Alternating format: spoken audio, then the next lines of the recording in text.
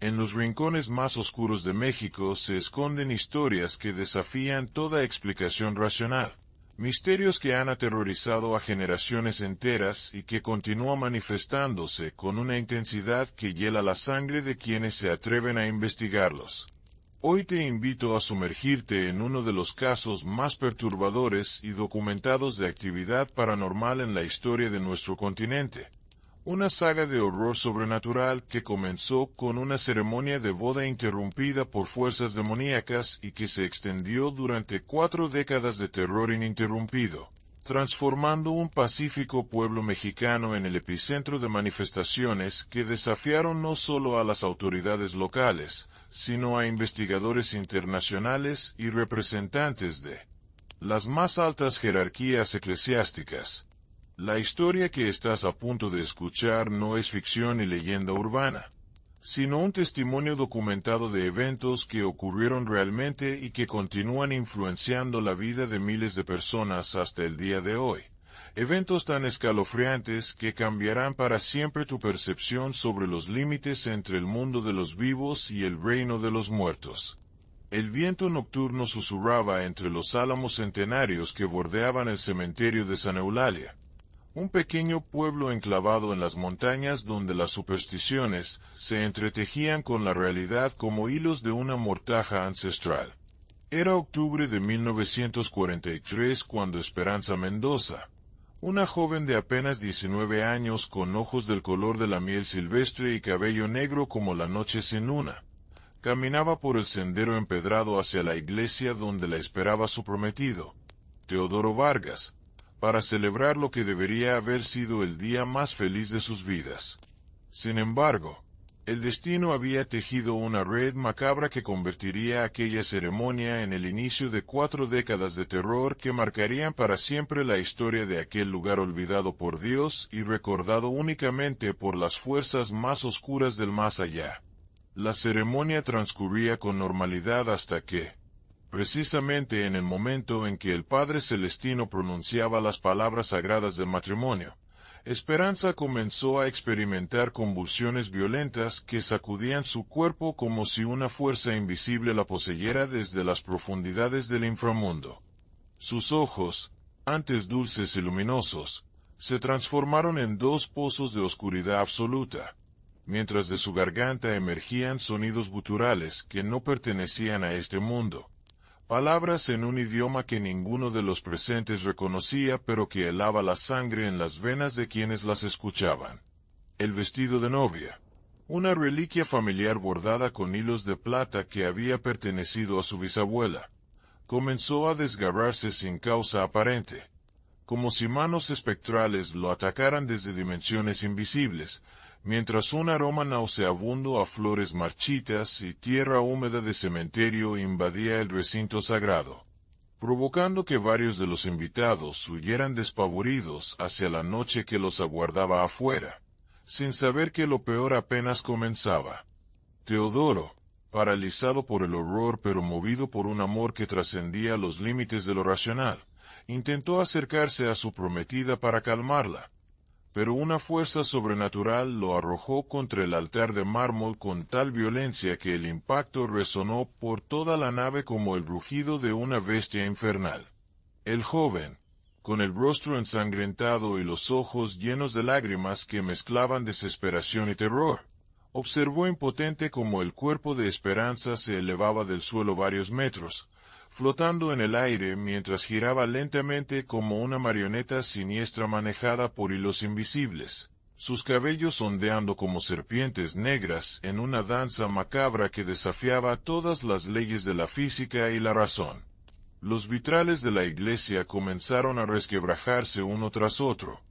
proyectando fragmentos de cristal multicolor que caían como lágrimas de santos sobre los pocos valientes que aún permanecían en el lugar, mientras las campanas del campanario repicaban solas, creando una melodía fúnebre que se extendía por todo el pueblo como un lamento de ultratumba que anunciaba la llegada de una maldición que perduraría durante generaciones. El Padre Celestino, Un hombre de fe inquebrantable que había servido a la Iglesia durante más de 30 años sin enfrentar jamás algo que desafiara tan brutalmente sus creencias, comenzó a recitar oraciones en latín con voz temblorosa. Pero sus palabras parecían tener el efecto contrario al deseado, intensificando la manifestación demoníaca que se había apoderado de la joven novia. Las velas del altar se encendían y apagaban en una secuencia hipnótica y aterradora, mientras las estatuas de los santos parecían llorar lágrimas de sangre que goteaban sobre el suelo de piedra formando charcos carmesíes que reflejaban las llamas danzantes como espejos del infierno. Esperanza, suspendida aún en el aire, comenzó a hablar con una voz que no era la suya, una voz masculina, gutural y cargada de malicia que pertenecía a alguien o algo que había muerto hacía mucho tiempo, revelando secretos oscuros del pueblo que solo los muertos podrían conocer, nombres de personas fallecidas décadas atrás y acontecimientos que habían sido cuidadosamente ocultados por las familias más prominentes de San Eulalia. La entidad que poseía a Esperanza comenzó a narrar con lujo de detalles macabros la historia de Saturnino Herrera, un hombre que había vivido en el pueblo a finales del siglo XIX y que había sido acusado de practicar brujería y necromancia en los sótanos de su casona colonial, situada precisamente donde ahora se alzaba la casa de la familia Mendoza. Según la voz que emanaba del cuerpo flotante de la novia, Saturnino había sido asesinado brutalmente por los pobladores en una noche de tormenta, su cuerpo desmembrado y enterrado en diferentes puntos del cementerio para evitar que su alma encontrara el descanso eterno. Pero lo que no sabían los ejecutores de aquella justicia primitiva era que tal acto de barbarie solo había fortalecido el poder del brujo, permitiéndole regresar desde la muerte para vengarse de las generaciones futuras que habitaran su tierra maldita. Si estas revelaciones te han estremecido, tanto como estremecieron a quienes las presenciaron aquella noche fatídica, no olvides suscribirte al canal y activar la campanita de notificaciones para no perderte ningún detalle de los misterios más escalofriantes que han marcado la historia de nuestros pueblos. Durante las semanas siguientes al incidente de la iglesia, Esperanza permaneció en un estado catatónico que alternaba con episodios de violencia sobrenatural que aterrorizaban a su familia y a los pocos médicos que se atrevían a examinarla. Su habitación se había convertido en un epicentro de actividad paranormal donde los objetos se movían solos, las temperaturas descendían hasta niveles gélidos sin explicación aparente, y las paredes se llenaban de inscripciones en un idioma desconocido que aparecían grabadas durante la noche como si manos invisibles las tallaran con instrumentos de tortura medieval. Teodoro, consumido por la culpa y la desesperación, pasaba días enteros junto a la cama de su prometida, susurrándole palabras de amor y esperanza que parecían caer en el vacío de una mente que ya no le pertenecía completamente a este mundo, mientras su propio aspecto se deterioraba gradualmente, transformándolo de un joven vigoroso y lleno de vida en una sombra demacrada de lo que había sido antes de aquella noche maldita. El doctor Remedios Salazar, un hombre de ciencia que había estudiado medicina en la capital y que inicialmente había descartado los relatos sobrenaturales como producto de la histeria colectiva y la superstición rural, comenzó a experimentar fenómenos inexplicables cada vez que visitaba a la enferma. Sus instrumentos médicos se desmagnetizaban sin causa aparente. Los termómetros se rompían al entrar en contacto con la piel de Esperanza. Y en más de una ocasión había escuchado susurros en idiomas muertos que parecían emerger directamente de las paredes de la habitación. Susurros que le revelaban detalles íntimos de su propia vida que nadie más conocía, incluyendo pecados y vergüenzas que había enterrado en lo más profundo de su conciencia. Gradualmente, el escepticismo científico del doctor fue cediendo terreno ante una realidad que desafiaba todos los principios de la medicina moderna, obligándolo a considerar la posibilidad de que su paciente fuera víctima de fuerzas que escapaban completamente al entendimiento humano y que requerían un tipo de intervención que no se enseñaba en las universidades. La madre de Esperanza, doña Remedios Mendoza, una mujer devota que había dedicado toda su vida al servicio de la Iglesia y las obras de caridad, comenzó a experimentar pesadillas recurrentes donde veía a su hija transformada en una criatura monstruosa que la perseguía por los pasillos de la casa familiar, implorándole ayuda con una voz que se desvanecía en ecos espectrales cada vez que intentaba responder. Estas visiones nocturnas se hicieron tan intensas y realistas que doña Remedios comenzó a confundir los límites entre el sueño y la vigilia,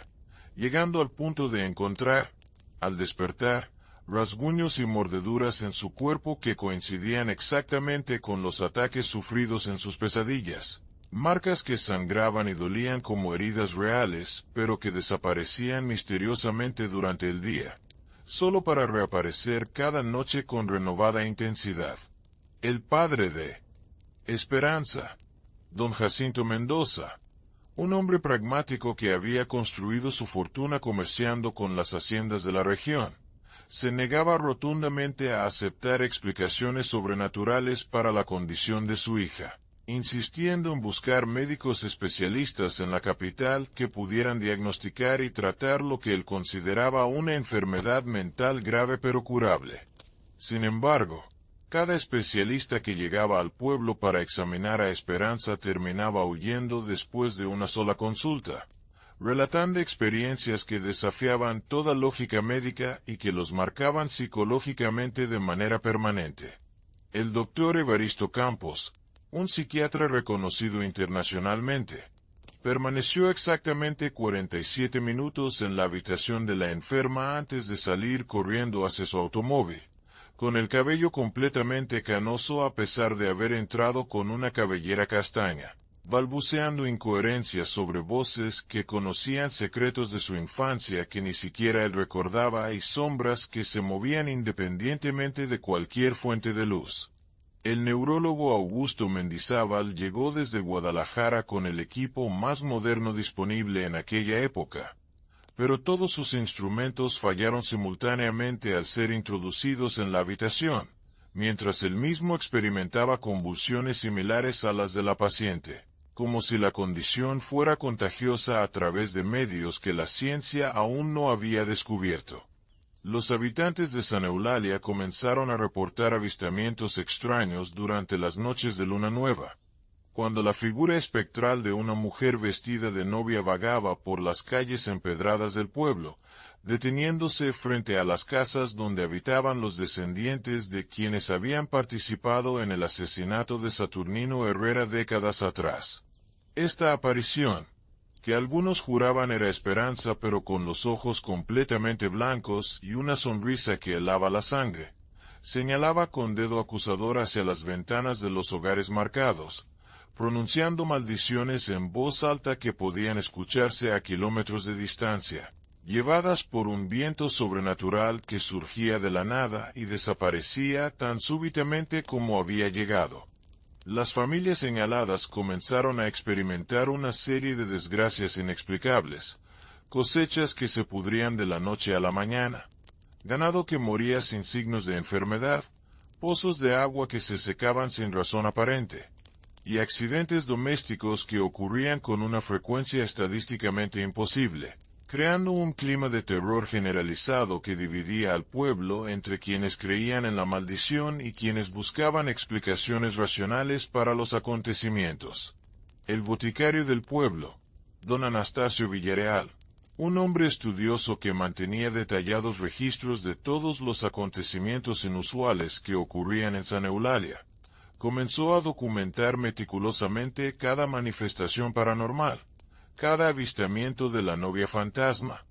y cada desgracia que befel las familias marcadas. Su diario, escrito con una caligrafía precisa que reflejaba años de práctica en la preparación de recetas médicas, se convirtió en un testimonio invaluable de los primeros años de la maldición, registrando no solo los eventos sobrenaturales, sino también las reacciones psicológicas y sociales de la comunidad ante fenómenos que desafiaban toda explicación racional. Don Anastasio notó patrones específicos en las manifestaciones. La intensidad de los fenómenos aumentaba durante los aniversarios de muerte violenta en el pueblo.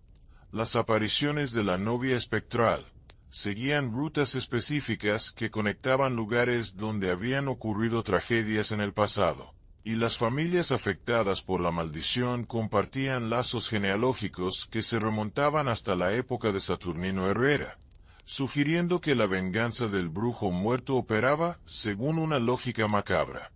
pero coherente que trascendía las generaciones. A medida que los meses se convertían en años, Esperanza permanecía en su estado de posesión intermitente, alternando periodos de aparente normalidad con episodios de manifestación demoníaca que se volvían progresivamente más violentos y elaborados. Durante sus momentos de lucidez, la joven describía con detalle escalofriante sus experiencias en dimensiones astrales, donde el espíritu de Saturnino Herrera la instruía en artes oscuras que ella nunca había estudiado, enseñándole rituales de invocación, fórmulas para preparar pociones malditas, y conocimientos sobre la comunicación con entidades de otros planos de existencia que utilizaban su cuerpo como un portal entre el mundo de los vivos y el reino de los muertos. Estas revelaciones, transmitidas con una voz que conservaba la dulzura característica de Esperanza pero cargada de una sabiduría siniestra que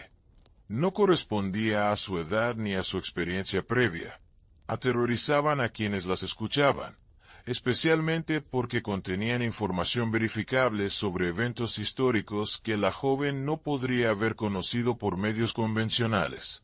Si estos testimonios te han causado la misma fascinación morbosa que experimentaron quienes los presenciaron, asegúrate de suscribirte al canal y activar las notificaciones para seguir explorando los misterios más perturbadores de nuestra historia oculta.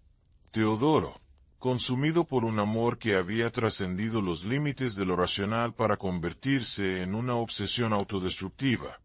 comenzó a participar activamente en los rituales que Esperanza realizaba durante sus estados de posesión,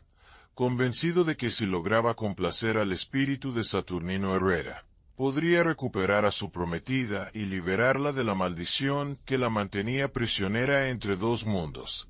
Esta decisión desesperada lo llevó a adentrarse en prácticas ocultistas que gradualmente corrompieron su alma, transformando su amor puro en una pasión demoníaca que lo alejaba cada vez más de su humanidad original. Bajo la tutelaje espiritual de Saturnino, transmitida a través del cuerpo poseído de Esperanza,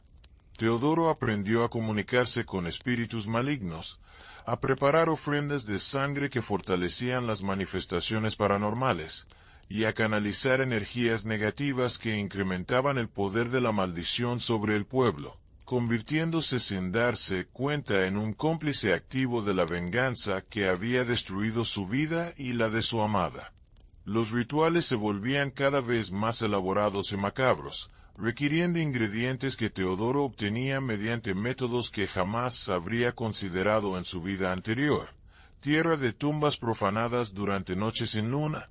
sangre de animales sacrificados según procedimientos específicos dictados por tradiciones ancestrales de brujería, huesos de personas que habían muerto violentamente y cuyos espíritus permanecían atados a este mundo por asuntos pendientes, y hierbas venenosas que crecían únicamente en lugares donde se había derramado sangre inocente. La recolección de estos elementos transformó a Teodoro en una figura siniestra que vagaba por cementerios y lugares abandonados durante las horas más oscuras de la noche,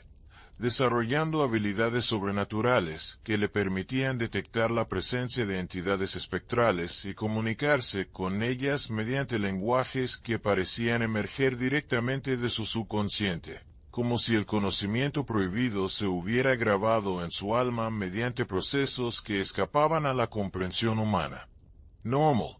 El pueblo de San Eulalia comenzó a experimentar cambios atmosféricos que no podían explicarse mediante fenómenos meteorológicos convencionales, nieblas espesas que surgían sin previo aviso y envolvían calles específicas durante horas, creando un ambiente claustrofóbico donde los sonidos se distorsionaban y las voces humanas adquirían ecos espectrales que confundían a quienes intentaban comunicarse, temperaturas que descendían bruscamente en áreas localizadas sin que existiera corriente de aire o cambio de presión barométrica que justificara tales variaciones, y olores inexplicables que combinaban fragancias florales con aromas putrefactos, creando una sensación olfativa nauseabunda que provocaba mareos y visiones perturbadoras en las personas expuestas durante periodos prolongados.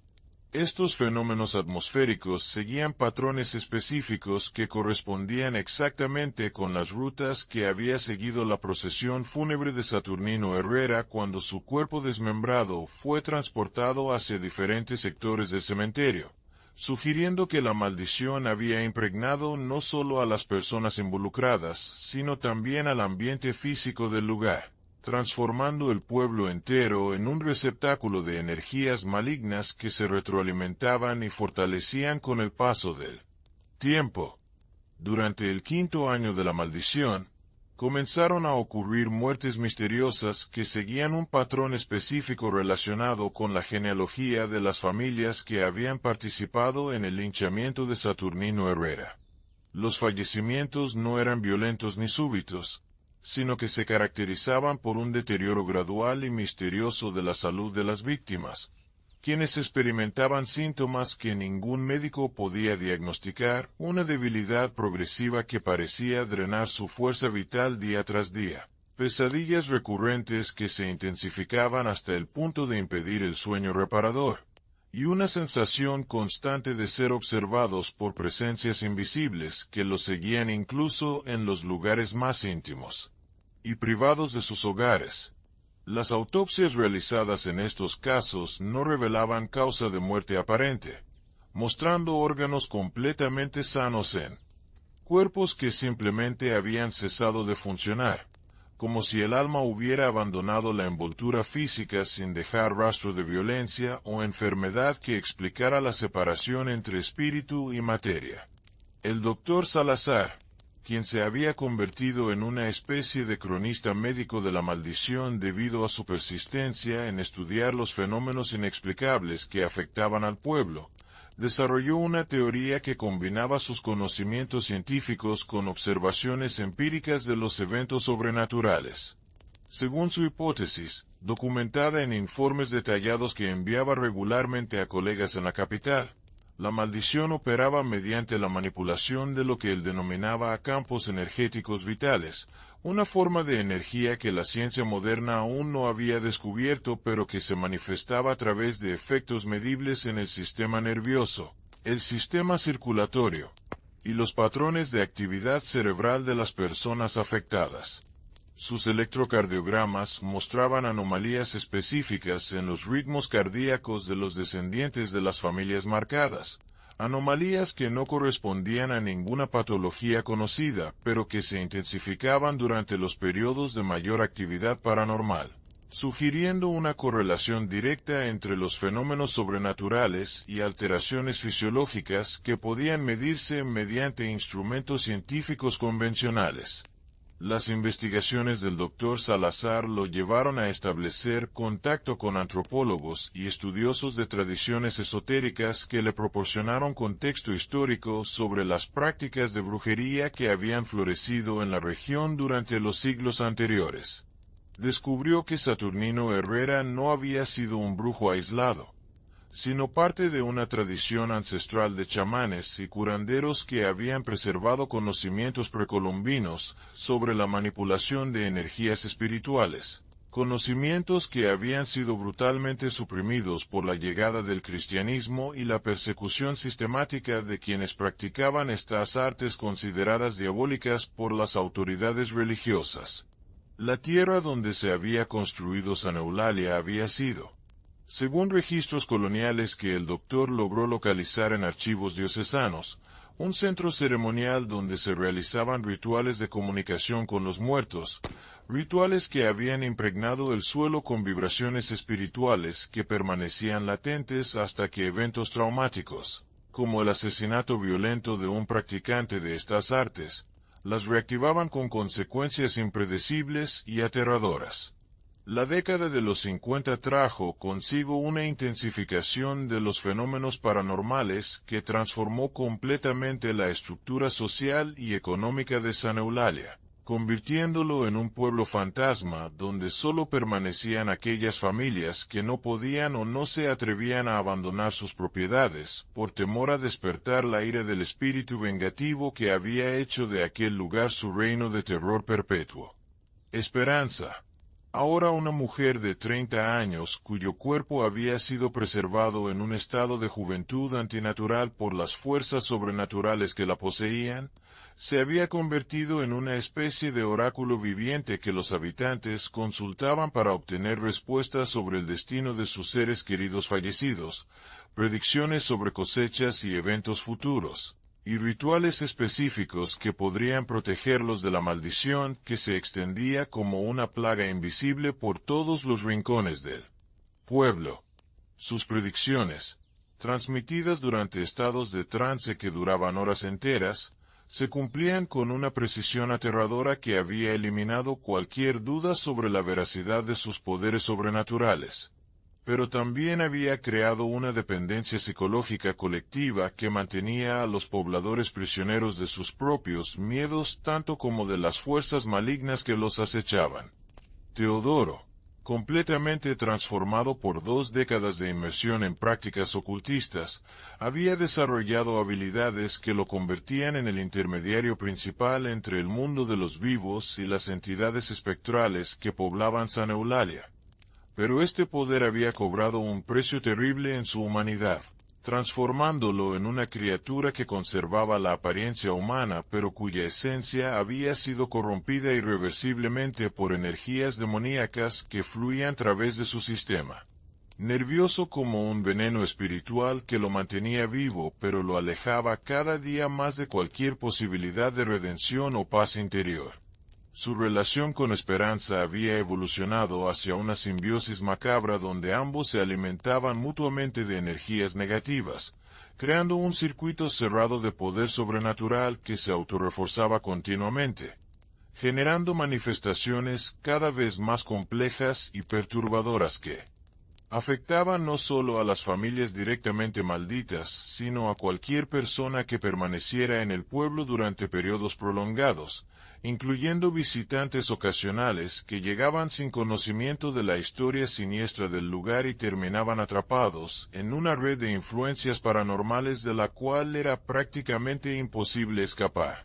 Los rituales que Esperanza y Teodoro realizaban durante las noches de luna nueva habían evolucionado hasta convertirse en ceremonias elaboradas que requerían la participación activa de otros habitantes del pueblo,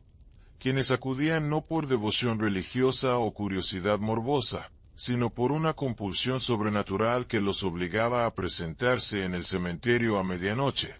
caminando como sonámbulos por las calles vacías mientras sus conciencias permanecían parcialmente dormidas, despertando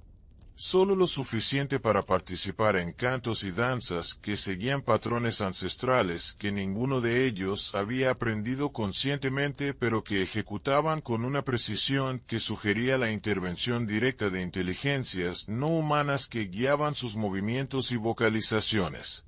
Durante estos rituales, los participantes experimentaban visiones colectivas, donde podían ver y comunicarse con los espíritus de todos los muertos violentos que habían perecido en la región durante los siglos anteriores, creando una comunión macabra entre vivos y muertos que fortalecía exponencialmente el poder de la maldición y expandía su influencia hacia territorios cada vez más amplios que se extendían mucho más allá de los límites originales del pueblo. Las autoridades estatales, inicialmente escépticas ante los informes que llegaban desde San Eulalia, comenzaron a tomar en serio la situación cuando varios de sus representantes enviados para investigar los fenómenos reportados desaparecieron misteriosamente o regresaron en estados de shock psicológico que requerían hospitalización inmediata en instituciones especializadas en trastornos mentales graves. El gobernador de la región, un hombre pragmático que había construido su carrera política sobre bases de modernización y progreso científico, se vio obligado a considerar la posibilidad de que existieran fuerzas operando en su territorio que escapaban completamente al control de las instituciones gubernamentales tradicionales, fuerzas que no podían ser combatidas mediante métodos convencionales de orden público, pero que representaban una amenaza real para la estabilidad social y económica de una área geográfica considerable que incluía no solo San Eulalia, sino también las comunidades circundantes que comenzaban a experimentar fenómenos similares, aunque de menor intensidad. Si estos desarrollos administrativos te resultan tan inquietantes como les resultaron a quienes vivieron esta escalada burocrática del horror, recuerda suscribirte al canal y activar la campanita de notificaciones para no perderte ningún capítulo de esta saga que desafió no solo a individuos, sino a instituciones enteras. La Iglesia Católica, enfrentada a una situación que cuestionaba fundamentalmente sus doctrinas sobre la vida después de la muerte y el poder de la fe para combatir las fuerzas del mal, envió una comisión de investigación encabezada por Monseñor Eustaquio Mendoza, un teólogo especializado en casos de posesión demoníaca que había estudiado en Roma y que poseía autorización papal para realizar exorcismos en circunstancias excepcionales. La llegada de Monseñor Mendoza y su equipo de asistentes marcó el inicio de una confrontación directa entre la ortodoxia religiosa y las fuerzas sobrenaturales que habían convertido San Eulalia en su fortaleza terrenal. Una confrontación que tendría consecuencias impredecibles, tanto para los habitantes del pueblo como para la propia institución eclesiástica que se atrevía a desafiar poderes que habían crecido y se habían fortalecido durante décadas de desarrollo sin oposición organizada.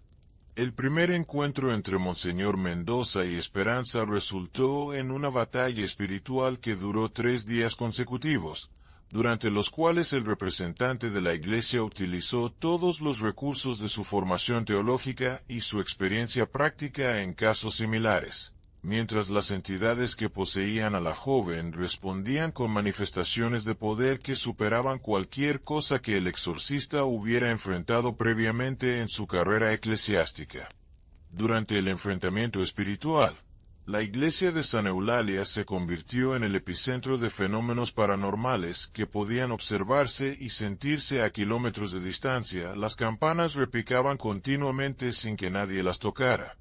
creando una cacofonía ensordecedora que se mezclaba con rugidos y lamentos que parecían emerger directamente del inframundo. Los vitrales se fragmentaban y reconstituían repetidamente en patrones caleidoscópicos que hipnotizaban a quienes los contemplaban, induciéndolos a estados de trance que los conectaban psíquicamente con las entidades en conflicto, y las estatuas de santos y vírgenes se movían de sus pedestales, caminando por la nave central como guardianes celestiales que participaban activamente en la batalla entre las fuerzas del bien y del mal que se libraba en aquel espacio consagrado que había sido profanado por décadas de actividad demoníaca. Monseñor Mendoza, sostenido únicamente por su fe inquebrantable y las oraciones constantes de su equipo de asistentes, logró mantener su posición durante las 72 horas que duró el enfrentamiento. Pero al final de la confrontación había envejecido visiblemente varios años, su cabello había blanqueado completamente, y su voz había adquirido un timbre rasposo que sugería daño permanente en sus cuerdas vocales debido al esfuerzo sobrehumano requerido para mantener las invocaciones sagradas durante un periodo tan prolongado. El resultado del exorcismo fue ambiguo y perturbador. Monseñor Mendoza logró expulsar temporalmente las entidades que poseían a Esperanza, pero no consiguió enviarlas de regreso a los planos astrales de donde habían emergido, lo que significaba que los espíritus malignos permanecían libres en el ambiente del pueblo, dispersos pero no destruidos, esperando la oportunidad de reagruparse y buscar nuevos huéspedes que les permitieran continuar su obra de venganza y terror. Esperanza, liberada momentáneamente de la posesión que había controlado su vida durante 15 años, experimentó un periodo de lucidez que duró exactamente 40 días, durante los cuales pudo comunicarse normalmente con su familia y con Teodoro, describiendo con detalle escalofriante las experiencias que había vivido mientras su conciencia permanecía prisionera en su propio cuerpo, observando impotente cómo entidades ajenas utilizaban su forma física para realizar actos que su alma pura jamás habría aprobado. Sus relatos revelaron que durante los estados de posesión, su espíritu había sido transportado repetidamente a dimensiones astrales donde Saturnino Herrera le había mostrado no solo la historia completa de su muerte violenta, sino también los planes detallados para una venganza que se extendería durante generaciones, afectando no solo a los descendientes directos de sus asesinos, sino a cualquier persona que intentara interferir con el cumplimiento de su justicia póstuma. Durante estos 40 días de libertad temporal, Esperanza logró transmitir información crucial sobre la naturaleza de la maldición y los métodos que podrían utilizarse para neutralizarla definitivamente. Pero esta información venía acompañada de advertencias terríficas sobre las consecuencias que enfrentarían quienes intentaran romper los vínculos sobrenaturales que mantenían activa la venganza de Saturnino Herrera. Según sus revelaciones, la única manera de terminar con la maldición requería la participación voluntaria de representantes de todas las familias que habían estado involucradas en el linchamiento original, quienes tendrían que realizar un ritual de reparación que incluía la exhumación y reunificación de los restos dispersos del brujo asesinado, seguida por una ceremonia de sepultura apropiada, según las tradiciones precolombinas que él había practicado en vida. Un proceso que implicaba riesgos mortales para todos los participantes y que no garantizaba el éxito, ya que el espíritu vengativo había adquirido poder suficiente para resistir incluso intentos organizados de pacificación espiritual.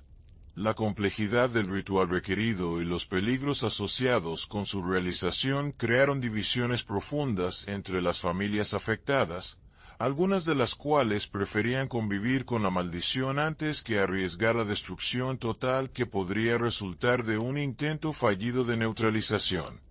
Teodoro, profundamente conmovido por la recuperación temporal de su amada pero también aterrorizado por las revelaciones que ella había compartido, se debatía entre la esperanza de una vida normal junto a Esperanza y el conocimiento de que las fuerzas sobrenaturales que los habían mantenido unidos durante tantos años no permitirían fácilmente la separación de una pareja que había servido tan eficientemente como canal para sus manifestaciones terrenales.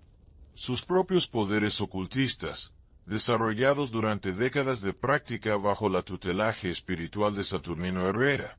se habían vuelto una parte integral de su identidad hasta el punto de que intentar renunciar a ellos podría resultar en su muerte física o, peor aún, en una forma de locura que lo convertiría en una amenaza para Esperanza y para cualquier persona que intentara ayudarlos a escapar de su destino maldito.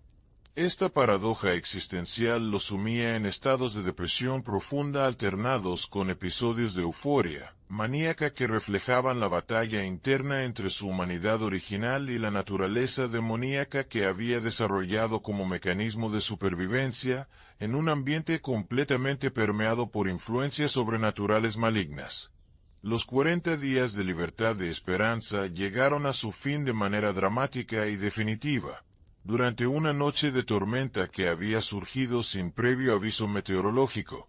Las entidades dispersas por el exorcismo se reagruparon con una fuerza multiplicada por la resistencia que habían encontrado, penetrando no solo en el cuerpo de Esperanza, sino también estableciendo conexiones psíquicas con varios otros habitantes del pueblo que se convirtieron en huéspedes secundarios de la posesión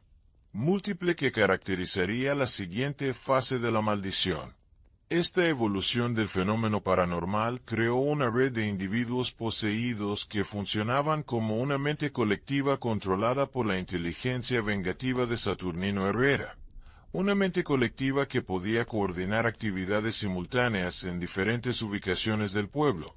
compartir información instantáneamente entre sus miembros, y manifestar poderes sobrenaturales que superaban exponencialmente cualquier cosa que hubiera ocurrido durante las fases anteriores de la maldición. La posesión múltiple transformó San Eulalia en una especie de organismo vivo donde cada habitante se convirtió en una célula de un cuerpo espiritual más grande que operaba, según una lógica que trascendía la comprensión individual humana, creando una situación donde la distinción entre víctimas y perpetradores de la maldición se volvía completamente irrelevante. Durante los años 60, la maldición había alcanzado un nivel de sofisticación que permitía manifestaciones que desafiaban no solo las leyes de la física, sino también las categorías tradicionales de percepción humana. Los habitantes poseídos podían comunicarse telepáticamente a través de distancias considerables, compartiendo no solo pensamientos, sino también sensaciones físicas y emociones que creaban una experiencia de conciencia colectiva que eliminaba la individualidad como concepto relevante dentro de los límites del pueblo maldito. Esta conectividad psíquica se extendía incluso a los animales domésticos y salvajes que habitaban la región, creando una red de inteligencia distribuida que incluía desde perros y gatos hasta aves y roedores que actuaban como espías y mensajeros del espíritu vengativo, proporcionándole información detallada sobre cualquier forastero que intentara acercarse al pueblo con intenciones de investigación o intervención. Las plantas y árboles del área también mostraban comportamientos anómales que sugerían algún tipo de participación en la red de conciencia supernatural, flores que se abrían y cerraban siguiendo patrones que correspondían con los latidos cardíacos de los habitantes poseídos, árboles que inclinaban sus ramas para formar símbolos específicos cuando eran observados desde determinados ángulos, y hierbas que crecían formando diseños geométricos complejos que servían como mapas de las corrientes de energía sobrenatural que fluían por el territorio maldito. La década de los 70 marcó el apogeo del poder de la maldición, cuando los fenómenos paranormales alcanzaron una intensidad que los hizo visibles incluso desde ubicaciones distantes del pueblo, creando un espectáculo nocturno que atraía a curiosos y investigadores de todo el país, muchos de los cuales terminaban incorporados involuntariamente a la red de posesión colectiva que se había convertido en el núcleo operativo de la venganza de Saturnino Herrera. Durante las noches despejadas, podían observarse columnas de luz que se elevaban desde diferentes puntos de San Eulalia, conectándose en el cielo para formar patrones geométricos que pulsaban con ritmos específicos que correspondían con antiguos símbolos astronómicos utilizados por las culturas precolombinas para marcar eventos ceremoniales relacionados con la comunicación entre el mundo de los vivos y el reino de los muertos. Estas manifestaciones lumínicas eran acompañadas por sonidos que combinaban música instrumental tocada por instrumentos que no existían físicamente con vocalizaciones en idiomas que ningún lingüista contemporáneo había logrado identificar, creando una sinfonía espectral que podía escucharse a través de frecuencias de radio específicas, lo que llevó a estaciones de radiodifusión de la región a incorporar grabaciones de estos fenómenos en programas especializados en misterios sobrenaturales que incrementaron enormemente la notoriedad nacional del caso. Si estos desarrollos mediáticos han capturado tu atención tanto como capturaron la de los radioescuchas de aquella época, no olvides suscribirte al canal y activar las notificaciones para mantenerte al día con todos los aspectos de esta historia que trascendió los límites de lo local para convertirse en un fenómeno de interés nacional. Los años 80 trajeron consigo una transformación inquietante en la naturaleza de la maldición que había evolucionado desde una venganza personal dirigida contra familias específicas hasta convertirse en una entidad colectiva que operaba con una inteligencia estratégica que superaba la capacidad de comprensión de cualquier mente individual, desarrollando tácticas de expansión territorial que le permitían extender su influencia hacia comunidades vecinas mediante la creación de células satélite de posesión que funcionaban como embajadas del reino sobrenatural que San Eulalia se había convertido durante 4 décadas de dominio espectral ininterrumpido. Esperanza. Ahora una mujer de 60 años cuyo cuerpo había sido preservado artificialmente en un estado de juventud permanente que desafiaba todas las leyes biológicas conocidas, se había convertido en algo más complejo que una simple medium o canal de comunicación con el más allá. Su identidad individual había sido completamente absorbida por la conciencia colectiva de Saturnino Herrera, y las miles de almas torturadas que se habían unido a su causa vengativa a lo largo de los siglos, transformándola en una especie de avatar viviente que encarnaba no solo la memoria histórica de todas las injusticias cometidas en la región, sino también el poder acumulativo de generaciones de muertos que habían encontrado en la maldición una oportunidad para influir nuevamente en el mundo físico que los había expulsado violentamente de la existencia. Teodoro, cuya transformación había seguido un camino paralelo pero diferenciado, había evolucionado hasta convertirse en el arquitecto principal de los rituales cada vez más complejos que mantenían activos los vínculos entre las dimensiones astrales y el plano terrenal, desarrollando un conocimiento enciclopédico de tradiciones esotéricas que abarcaban desde las prácticas chamánicas precolombinas hasta los sistemas de magia ceremonial europea que habían llegado a América durante la conquista. Conocimiento que utilizaba para crear híbridos rituales únicos que combinaban elementos de diferentes tradiciones mágicas en ceremonias sincréticas que generaban efectos sobrenaturales de una potencia sin precedentes en la historia documentada de fenómenos paranormales en el continente americano. Su biblioteca personal, acumulada mediante métodos que incluían desde compras legítimas hasta robos en instituciones académicas y eclesiásticas, contenía textos prohibidos en múltiples idiomas que detallaban procedimientos para la invocación de entidades demoníacas, la manipulación de energías necrománticas, y la creación de vínculos permanentes entre espíritus desencarnados y huéspedes físicos que podían mantenerse activos incluso después de la muerte del cuerpo anfitrión, información que había aplicado sistemáticamente para fortalecer y expandir el alcance de la maldición que había consumido su vida, pero que también le había proporcionado poderes que lo convertían en una figura temida y respetada incluso por entidades sobrenaturales, que no estaban directamente relacionadas con la venganza de Saturnino Herrera.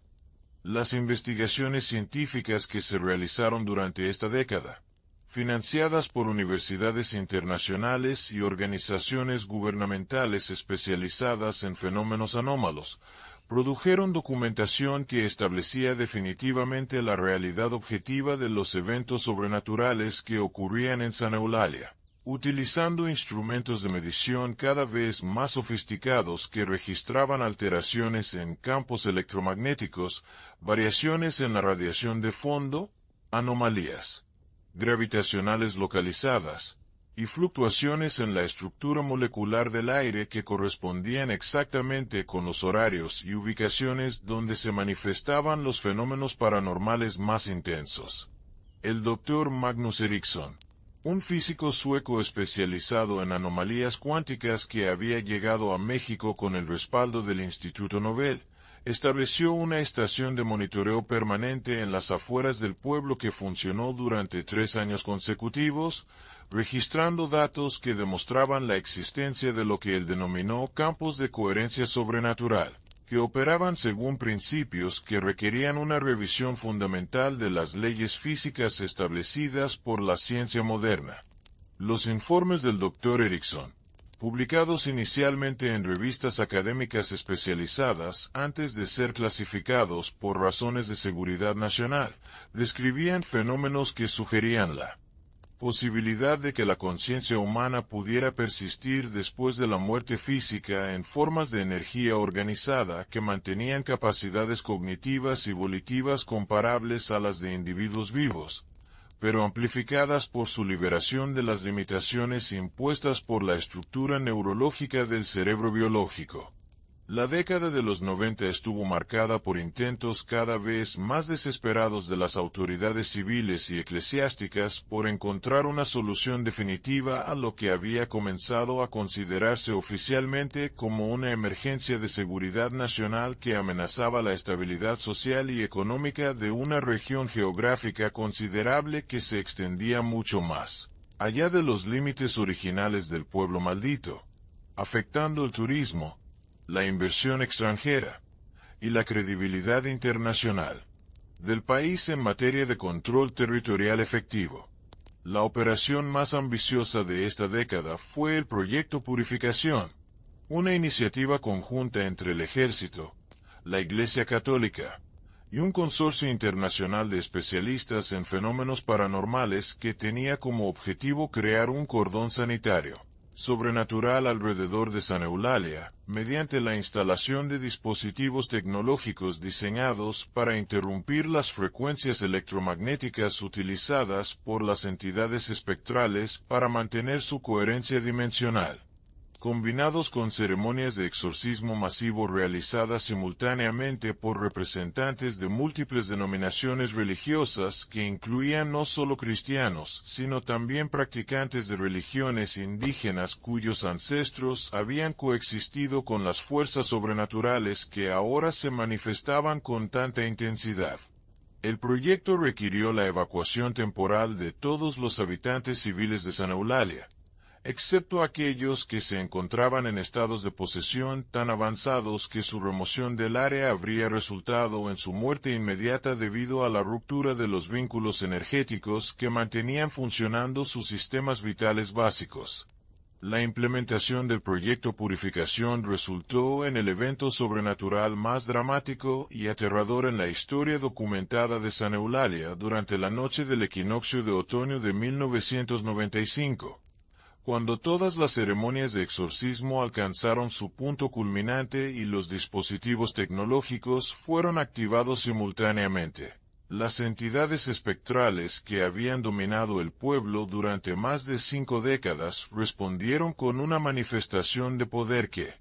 superó cualquier cosa que hubiera ocurrido previamente, creando fenómenos que fueron registrados por instrumentos sísmicos a miles de kilómetros de distancia, y que generaron perturbaciones electromagnéticas que interrumpieron las comunicaciones por radio y televisión en todo el centro del país durante varias horas consecutivas.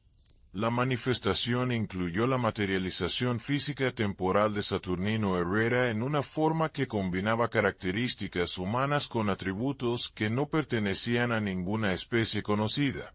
Una aparición que fue fotografiada y filmada por múltiples cámaras, pero cuyas imágenes se deterioraron misteriosamente durante el proceso de revelado, dejando solo impresiones borrosas que sugerían la presencia de una figura imponente rodeada por energías luminosas que pulsaban con ritmos que correspondían exactamente con los latidos cardíacos de todos los participantes en las ceremonias de exorcismo,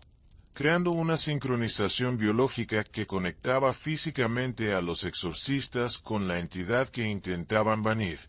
convirtiendo el ritual de purificación en una ceremonia de unión espiritual que fortalecía en lugar de debilitar los vínculos sobrenaturales que mantenían activa la maldición.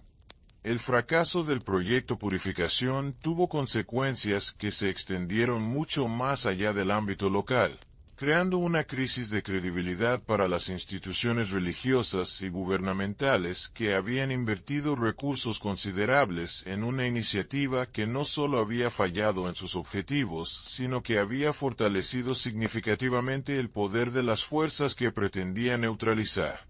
Esperanza y Teodoro. quienes habían permanecido en San Eulalia durante toda la operación protegidos por barreras sobrenaturales que habían hecho imposible su evacuación forzosa.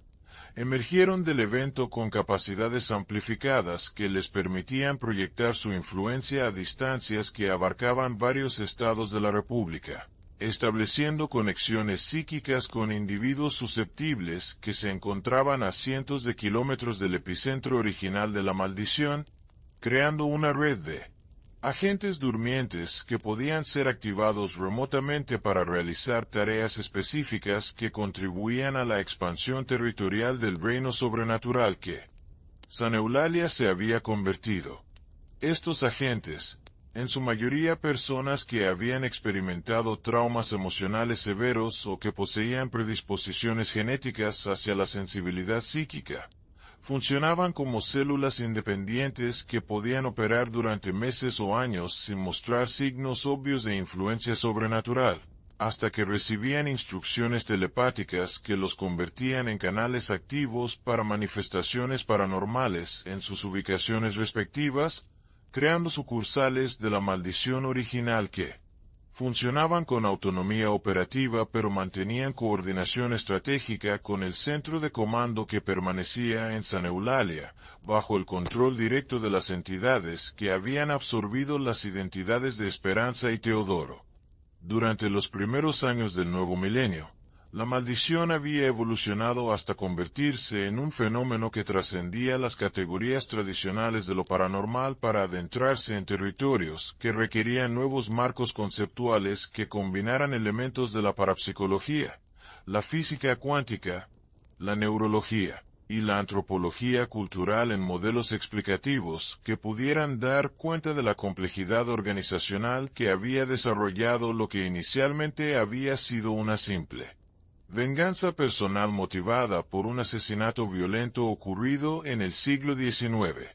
Los investigadores que lograban mantener objetividad científica durante periodos prolongados de estudio del fenómeno habían comenzado a desarrollar teorías que sugerían la posibilidad de que la maldición representara una forma primitiva de inteligencia artificial orgánica que utilizaba la conciencia humana como sustrato computacional para procesar información y tomar decisiones estratégicas que requerían niveles de coordinación y planificación que superaban las capacidades cognitivas de cualquier individuo aislado, incluso individuos con poderes sobrenaturales tan desarrollados como los que habían alcanzado Esperanza y Teodoro, durante décadas de inmersión en prácticas ocultistas avanzadas. Si estos desarrollos teóricos han despertado tu curiosidad científica tanto como despertaron la de los investigadores pioneros en este campo emergente de estudio, asegúrate de suscribirte al canal y activar las notificaciones para seguir explorando los aspectos más fascinantes y aterradores de fenómenos que desafían nuestro entendimiento actual de la realidad. La segunda década del siglo XXI trajo consigo la digitalización parcial de los fenómenos sobrenaturales que habían caracterizado la maldición durante más de 70 años. Una evolución que se manifestó a través de la aparición de anomalías en sistemas electrónicos y redes de comunicación que sugerían la capacidad de las entidades espectrales para interactuar directamente con tecnologías digitales, utilizándolas como nuevos canales de influencia que complementaban sus métodos tradicionales de manipulación psíquica y manifestación física.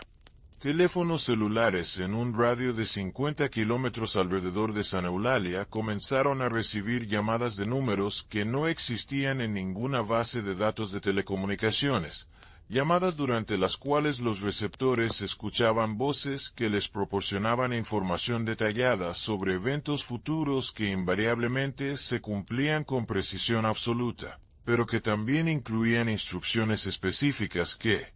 cuando eran seguidas, convertían a los receptores en agentes inconscientes de la expansión territorial de la maldición hacia áreas urbanas, donde la concentración demográfica permitía el reclutamiento de cantidades masivas de individuos susceptibles a la influencia sobrenatural. Las redes sociales se convirtieron en vectores especialmente efectivos para la propagación de lo que los especialistas comenzaron a denominar contagio psíquico digital, donde fotografías y videos aparentemente normales contenían patrones subliminales que inducían estados alterados de conciencia en los espectadores, estados durante los cuales estos recibían instrucciones telepáticas que los programaban para realizar acciones específicas que contribuían al fortalecimiento de la red de influencia sobrenatural que ahora se extendía a través de múltiples plataformas tecnológicas simultáneamente. Los últimos años han sido testigos de una internacionalización del fenómeno que inicialmente había estado confinado a una región específica de México, con reportes verificados de manifestaciones paranormales similares en países de América del Sur, Europa y Asia que sugieren la existencia de una red global de entidades espectrales que operan bajo la coordinación estratégica de la inteligencia colectiva que se originó en San Eulalia pero que ahora ha trascendido las limitaciones geográficas y culturales que inicialmente definían su área de influencia. Esperanza y Teodoro, cuyas formas físicas han sido preservadas en estados que desafían no solo el envejecimiento natural, sino también las leyes básicas de la biología celular, se han convertido en figuras semilegendarias que aparecen esporádicamente en diferentes continentes, siempre en ubicaciones donde ocurren eventos traumáticos masivos que generan las condiciones energéticas necesarias para el establecimiento de nuevos centros de poder sobrenatural que funcionan como nodos en una red de comunicación interdimensional que utiliza el sufrimiento humano como combustible para mantener activos los vínculos entre el mundo físico y los planos astrales donde residen las entidades que han convertido la venganza personal de un brujo del siglo XIX en una operación de conquista espiritual que amenaza los fundamentos mismos de la realidad tal como la humanidad la ha comprendido tradicionalmente. La situación actual en San Eulalia permanece sin resolución definitiva, con el pueblo funcionando como una especie de embajada permanente del reino de los muertos en territorio de los vivos, un lugar donde las leyes físicas operan según principios modificados por la presencia constante de inteligencias no humanas que han aprendido a manipular la estructura misma de la realidad local para crear condiciones que favorecen su supervivencia y expansión continua. Los pocos investigadores que logran acercarse al área y regresar con su cordura intacta reportan que San Eulalia ahora existe simultáneamente en múltiples dimensiones, con diferentes versiones del pueblo superpuestas en el mismo espacio físico pero separadas por barreras dimensionales que solo pueden ser cruzadas por individuos que poseen niveles específicos de sensibilidad psíquica o que han sido marcados por las entidades controladoras para servir como puentes entre los diferentes planos de existencia que convergen en aquel lugar maldito. Las implicaciones de esta situación para el futuro de la humanidad permanecen objeto de debate entre especialistas que trabajan en la intersección entre ciencia y parapsicología, pero existe consenso creciente sobre la necesidad de desarrollar nuevas estrategias de comprensión y posible coexistencia con formas de inteligencia que operan según principios que trascienden las categorías tradicionales de vida y muerte, realidad y fantasía, individual y colectivo, que han servido como fundamentos conceptuales para la civilización humana durante milenios de desarrollo cultural y tecnológico. Los testimonios más recientes de quienes han logrado escapar del área de influencia directa de San Eulalia revelan que la maldición ha desarrollado capacidades de adaptación que le permiten evolucionar constantemente en respuesta a los intentos de estudio e intervención por parte de investigadores y autoridades, creando una situación donde cada nuevo enfoque científico o religioso utilizado para comprender el fenómeno resulta en mutaciones del comportamiento sobrenatural que hacen obsoletas las estrategias previamente desarrolladas. Esta capacidad adaptativa sugiere la presencia de una inteligencia que no solo aprende de la experiencia, sino que anticipa futuras amenazas a su existencia, desarrollando contramedidas preventivas que neutralizan investigaciones antes de que éstas puedan generar conocimiento útil para la neutralización de la maldición. Los efectos psicológicos en las poblaciones circundantes han creado una nueva categoría de trastorno mental que los psiquiatras han denominado síndrome de proximidad espectral, caracterizado por pesadillas recurrentes donde los pacientes experimentan comunicación directa con entidades que afirman ser residentes de Sana Eulalia. Visiones diurnas de eventos históricos relacionados con el asesinato de Saturnino Herrera que los pacientes no podrían conocer a través de fuentes convencionales, y episodios de escritura automática donde producen textos en idiomas que no han estudiado jamás pero que resultan ser traducciones precisas de rituales necrománticos documentados en manuscritos medievales europeos. La consistencia de estos síntomas across múltiples pacientes que no han tenido contacto entre sí ha llevado a los especialistas a considerar la posibilidad de que la maldición haya desarrollado métodos de reclutamiento remoto que operan a través de mecanismos psíquicos que la ciencia médica aún no comprende completamente. Las investigaciones más recientes han documentado la aparición de zonas de transición en las afueras de Sana Eulalia, donde la realidad física parece fluctuar entre estados normales y condiciones alteradas que permiten manifestaciones paranormales esporádicas, creando una especie de región fronteriza donde las leyes naturales se aplican de manera inconsistente dependiendo de factores que incluyen la fase lunar, la presencia de individuos con sensibilidad psíquica, y fechas que corresponden con aniversarios de eventos traumáticos que han ocurrido en la región durante los últimos 2 siglos. Estas zonas de transición funcionan como laboratorios naturales donde las entidades controladoras experimentan con nuevas formas de interacción con el mundo físico, probando técnicas que posteriormente implementan en otras ubicaciones como parte de su estrategia de expansión territorial gradual. El destino actual de Esperanza y Teodoro permanece envuelto en misterio,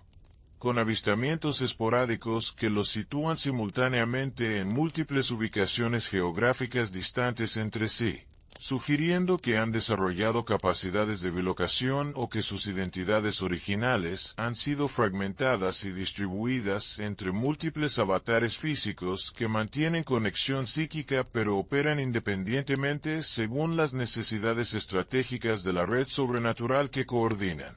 Los encuentros más recientes describen figuras que conservan las apariencias físicas de Esperanza y Teodoro, pero que demuestran conocimientos y habilidades que abarcan siglos de experiencia humana, como si hubieran absorbido las memorias y capacidades de todas las personas que han sido incorporadas a la maldición durante las 8 décadas transcurridas desde la ceremonia matrimonial interrumpida que inició esta saga de horror sobrenatural. Si estos desarrollos finales han intensificado tu fascinación por uno de los misterios más perturbadores de nuestro tiempo, recuerda suscribirte al canal y activar las notificaciones para mantenerte informado sobre futuras investigaciones de fenómenos que continúan desafiando nuestra comprensión de los límites entre la vida y la muerte. La investigación continúa, los misterios se profundizan, y Sana Eulalia permanece como testimonio viviente de que existen fuerzas en nuestro mundo que operan según reglas que aún estamos comenzando a descubrir, fuerzas que han convertido un pueblo mexicano en el epicentro de eventos que podrían redefinir fundamentalmente nuestra comprensión de la realidad misma. La historia de la novia maldita de Sana Eulalia permanece como uno de los testimonios más inquietantes sobre la persistencia de fuerzas sobrenaturales que operan en nuestro mundo contemporáneo, demostrando que existen misterios que trascienden las explicaciones científicas tradicionales y que continúan evolucionando de maneras que desafían nuestra comprensión actual de la realidad. Durante 8 décadas, este fenómeno ha crecido desde una venganza personal hasta convertirse en una red global de influencia paranormal que utiliza tecnologías modernas para expandir su alcance, sugiriendo que las fuerzas que iniciaron esta maldición han aprendido a adaptarse y evolucionar junto con la civilización humana. Los testimonios documentados, las investigaciones científicas, y los eventos verificados que hemos explorado hoy revelan que Sana Eulalia sigue funcionando como un portal activo entre dimensiones, Un lugar donde las leyes físicas operan según principios modificados por inteligencias que han logrado trascender las limitaciones tradicionales de la muerte. Si este viaje a través de uno de los misterios más aterradores de nuestro tiempo te ha impactado tanto como impactó a quienes lo vivieron directamente,